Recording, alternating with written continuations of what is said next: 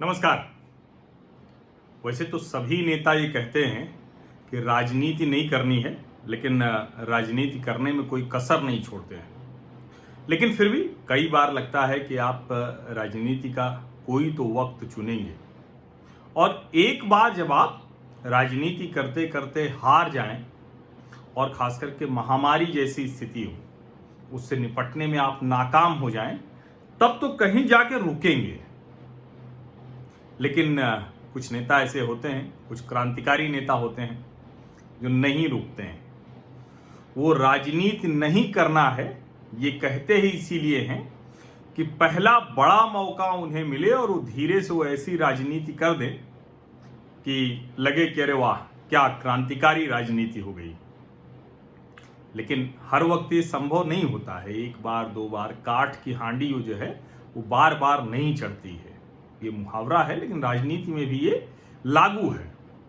अब मैं बात कर रहा हूं दिल्ली के जो प्रचंड बहुमत से चुने गए क्रांतिकारी मुख्यमंत्री अरविंद केजरीवाल जी की।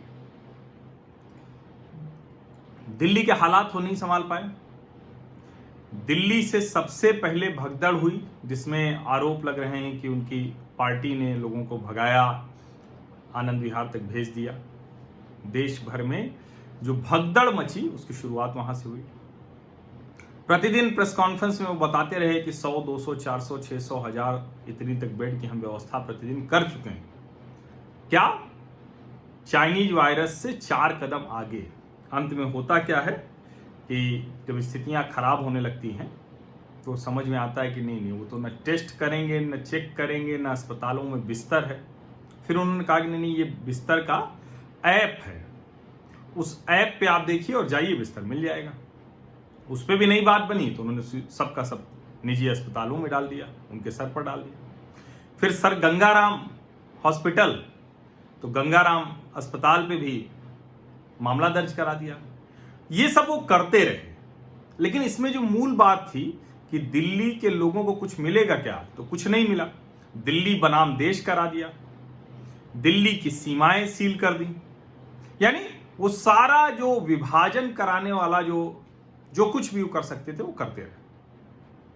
लेकिन जब वो थक हार गए, जो 10-12 लाख लोग खाना खाते थे, जो सारा इंतजाम था, जो 4 कदम आगे थे, जब चाइनीज वायरस उनसे आगे निकल गया और वो लटपटा कर गिर पड़े, तब उन्हें समझ में आया कि अरे नहीं, अब तो बात नहीं बनेगी। जब दिल्ली के अस्पतालों में हालात खराब होने लगे, जब दिल्ली की जनता बुरी तरह से परेशान होने लगी, लोगों को जान गंवानी पड़ी, तब उनको लगा कि नहीं, अब मामला गड़बड़ हो जाएगा। और उसके बाद फिर एक तरह से केंद्र सरकार के सामने उन्होंने गुहार लगाई और गृह मंत्री अमित शाह ने कमान संभाली। लोग ये भी पूछ रहे थे अमित शाह कहाँ है। तो पहले भी उन्होंने बड़ा खूबसूरत जवाब दिया था, और उसके बाद फिर वो मीटिंग में आए। पहले दिन जिस दिन कमान संभाली, उसके दूसरे दिन ही अमित शाह चले गए अस्पताल का निरीक्षण करने, लोकनायक जयप्रकाश अस्पताल। और उसके बाद उन्होंने तुरंत कहा कि ये इंतजाम हम करेंगे, बिस्तर बढ़ा देंगे, टेस्टिंग फैसिलिटी बढ़नी चाहिए, ये मतलब सब कुछ जो होना चाहिए। और उसमें सभी पार्टियों के लोग आए। कमाल देखिए, अरविंद जी ने कहा कि बिल्कुल कोई राजनीति नहीं होनी चाहिए, तो मुझे लगा कि नहीं, अब राजनीति नहीं होगी। लेकिन अरविंद जी तो अरविंद जी हैं, क्रांतिकारी नेता हैं, और इसी तरह से तो इसी राजनीति को करके तो वो इतना आगे गए हैं, तो उसको छोड़ते भला कैसे। और उन्होंने नहीं छोड़ा। आज एक चिट्ठी उन्होंने गृह मंत्री अमित शाह को लिख दी। क्या चिट्ठी लिखी, ये जो एजेंसी पर जो खबर है वो मैं बता रहा हूं, मैंने उनकी चिट्ठी नहीं पढ़ी है। ये उसका कहें कि मजमून जो है, जो उसकी बात है, वो इसमें लिखी हुई है। एजेंसी ने जो जारी किया, Delhi CM Arvind Kejriwal writes to union home minister Amit Shah inviting him to inspect the 10,000 bedded COVID care center at Radha Swami Satsang Vyas campus in Chhatarpur. अब आप सोचिए, ये मतलब ये व्यक्ति कैसे, मतलब अरविंद केजरीवाल की सरकार ने वो जो झंडे वाला में चल रहा था संघ का कार्यक्रम, संघ के लोग राहत दे रहे थे, उसको भी अपने मत्थे ले लिया था कि हम ही सब कर रहे हैं। और ये राजनीति का एक अद्भुत तरीका निकाला है, क्रांतिकारी तरीका है। और उन्होंने लिखा कि he has also requested for deployment of doctors and nurses from ITBP and army at the centre. अब अगर इसको आप पढ़ेंगे तो इससे क्या लगेगा? इससे लगेगा कि अरविंद केजरीवाल जी ने दिल्ली के मुख्यमंत्री के तौर पर राधा स्वामी सत्संग व्यास वालों से बातचीत की, फैसिलिटेट किया, 10,000 लोग बिस्तर वाला एक अस्पताल तैयार हो गया। लेकिन उस अस्पताल को देखने के लिए लोग चाहिए, तो केंद्र से उन्होंने कहा कि भाई आप भी सहयोग कीजिए, दिल्ली पूर्ण राज्य तो है नहीं, तो आप आईटीबीपी से नर्स और डॉक्टर दे दीजिए और आर्मी से, क्योंकि केंद्र सरकार के अधीन आते हैं। यही वो राजनीति का तरीका है जिसको अरविंद केजरीवाल लगातार करते रहते हैं, वो बाज नहीं आते। जिसको कई बार कहते हैं ना लोग कि दिल है कि मानता नहीं, मतलब कुछ लोगों का दिल वो नहीं मानता, वो अपनी हरकत से बाज नहीं आते हैं। तो वैसे ही एक केजरीवाल है कि मानता नहीं राजनीति में। लेकिन चूंकि अमित शाह अभी पूरी तरह से कमांड में है, गृह मंत्री के तौर पर उन्होंने बैठक ली थी और लगातार उन्होंने कोई उनकी तरफ से बयान नहीं आया, कुछ भी ऐसा नहीं किया। लेकिन इस चिट्ठी को जब एजेंसी ने जारी किया तो अमित शाह ने उनके ट्वीट का जवाब दिया, और इसी से साफ समझ में आता है कि कितनी राजनीति करते हैं केजरीवाल, कितना ये राजनीति का शर्मनाक तरीका है। डियर केजरीवाल जी, अमित शाह ने लिखा, dear Kejriwal ji, it has already been decided in our meeting 3 days back, and MHA has assigned the work of operating the 10,000 bed COVID care center at Radha Swami Vyas in Delhi to ITBP. The work is in full swing and a large part of the facility will be operational by 26th June. यानी 3 दिन पहले जो बैठक में तय हुआ, केंद्रीय गृह मंत्री ने बाकायदा उसको मॉनिटर किया, उसको फैसिलिटेट किया, केंद्रीय गृह मंत्रालय ने बातचीत की, उसको भी अरविंद केजरीवाल सिर्फ और सिर्फ हमें क्रेडिट मिल जाए, हमें श्रेय मिल जाए। इस महामारी के दौर में जितनी तरह की घटिया किस्म की राजनीति हो सकती है, उस सब का उदाहरण हमें दिल्ली में देखने को मिला।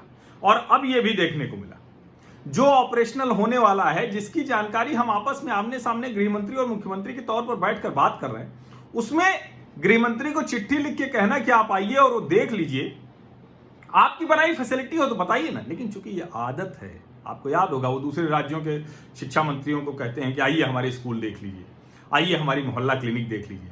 और क्या हुआ, जब मोहल्ला क्लिनिक की सबसे ज्यादा जरूरत पड़ी तो वो मोहल्ला क्लिनिक सिर्फ और सिर्फ किसी काम की नहीं हुई। उसके बाद अमित शाह ने फिर उनको लिखा आगे, जो उनका जवाब देते हुए, ये 4:15 पर एजेंसी से खबर आई। उसके बाद फिर अमित शाह ने 6:42 से शुरू किया और वो लगातार वो 3 ट्वीट में वो बात ले गई। I would also like to inform the people of Delhi that 1000 bed full fledged hospital with 250 ICU beds is being developed for covid patients. DRDO and Tata Trust are building the facility. Armed forces personnel will man it. This COVID care center will be ready in next 10 days.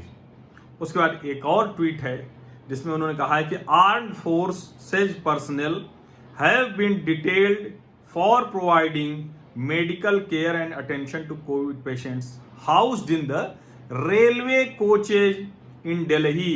8,000 additional beds have already been placed at Delhi government's disposal for making COVID care centers as per requirement. अब ये यहीं आके लगता है ना कि कौन सी राजनीति केजरीवाल जी कर लेना चाहते हैं, हर चीज का श्रेय लेना। इतना छोटा सा राज्य था, इतनी कम जिम्मेदारियां थीं, उसको मॉडल बना के चूंकि लोग समझ ही नहीं पाए, शिक्षा स्वास्थ्य करते रह गए। लेकिन आप सोचिए कि दिल्ली के चाहे प्राइमरी स्कूल हो चाहे प्राइमरी हेल्थ सेंटर हो, दोनों ही बहुत अच्छे थे देश भर से। जिस दिल्ली में सबसे ज्यादा अच्छी सुविधाओं वाले अस्पताल थे, उस दिल्ली को बंद कर दिया इन्होंने, जो पूरे देश के लिए थी। जिस दिल्ली में ज्यादातर लोग, एक कहें कि रिच सुपर रिच का भी एक बहुत बड़ा तबका है, इंफ्रास्ट्रक्चर बेहतर है, वहां इन्होंने जो थोड़ा सा कमजोर था उसको भगा दिया, आनंद विहार पहुंचा दिया, उत्तर प्रदेश बिहार के ऊपर डाल दिया। और एकदम से जब हाथ खड़े कर दिए, जब केंद्र सरकार ने अब दिल्ली को संभाला, जब टेस्टिंग शुरू हुआ, और मैं एक बात कहूं, अभी जब एलजी ने एक आदेश जारी कर दिया था कि नहीं सबको इंस्टीट्यूशनल क्वारंटीन रहना पड़ेगा, तो मैंने कहा था कि मूर्खतापूर्ण भरा फैसला लिया है एलजी ने। और अच्छा हुआ कि एलजी ने उस फैसले को वापस ले लिया। दिल्ली सरकार गई उनके पास कहने, यही तरीका है, राजनीति नहीं होनी चाहिए। कोई फैसला अगर ले भी लिया केंद्र ने या केंद्र के प्रतिनिधि ने या मुख्यमंत्री ने या मुख्यमंत्री के दूसरे मंत्रियों ने, तो उसको वापस लेने में कोई राजनीति नहीं होनी चाहिए। लेकिन तुरंत ये राजनीति शुरू कर दी कि देखिए 10,000 बेड का हम क्यों, क्योंकि 8,000 बेड का एक कोचेज वहां खड़े हो गए हैं दिल्ली के लोगों के लिए।